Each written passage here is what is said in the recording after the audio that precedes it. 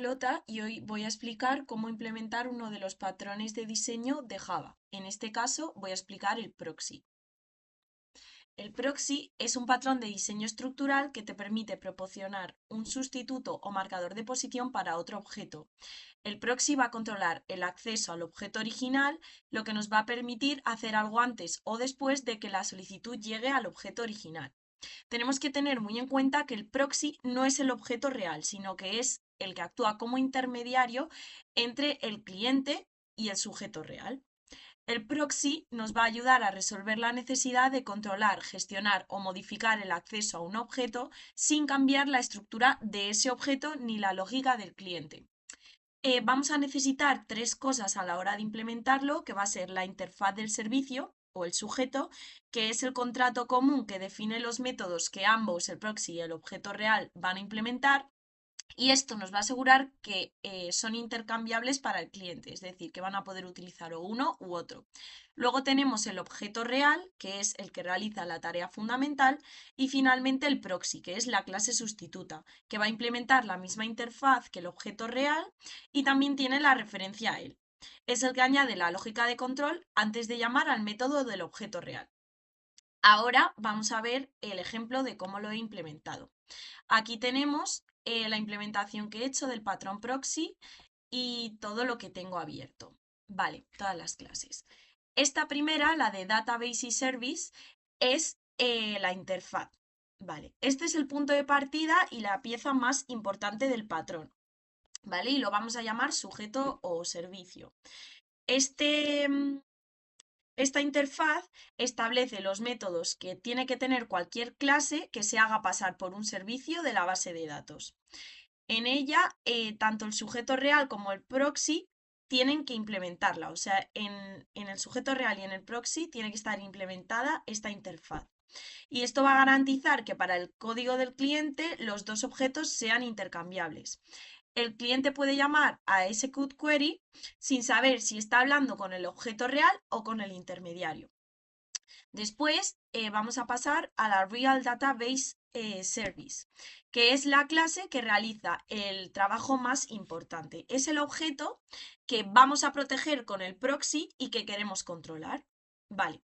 También, como podemos observar, implementa la interfaz de Database y en este caso tenemos aquí el constructor que simula ser una tarea pesada y entonces el objetivo del proxy va a ser evitar ejecutar este constructor hasta que sea absolutamente necesario, ¿vale?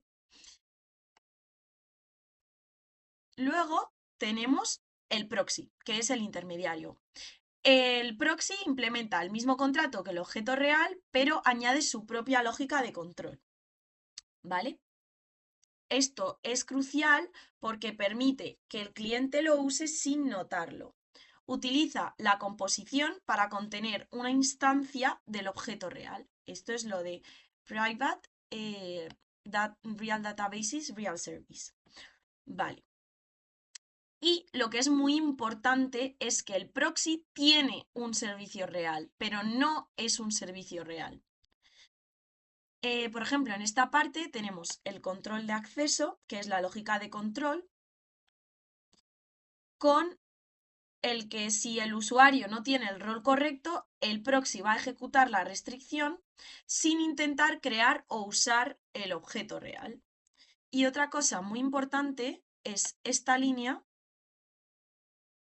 Esta línea va a asegurar que el objeto real no solo se cree la primera vez que un administrador lo pide. Si el usuario, en vez de ser el administrador, fuera el usuario, o sea, fuera user, el constructor del servicio nunca se ejecutaría y se ahorrarían recursos. Vale, y luego pasaríamos al main Java, que es el cliente.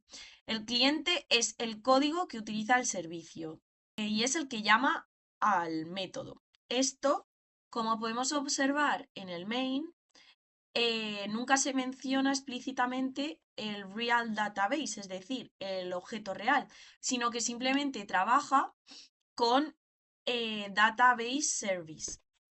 Esto es el desacoplamiento. El cliente no está acoplado al objeto concreto, sino a la interfaz, lo que permite al proxy interponerse sin que el código principal tenga que cambiar. Es decir, que no esté unido al objeto principal, al objeto real, permite que el proxy sea el intermediario.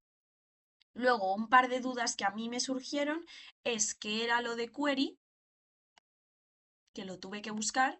Query se utiliza para realizar consultas y también me surgió la duda de qué era override, que tampoco lo había utilizado nunca.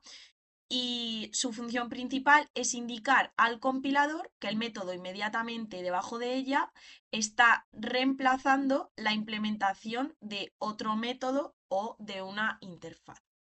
Y pues con esto ya sería todo. Ahora vamos a probarlo. Vale. Lo vamos a probar desde el main y le vamos a dar a run.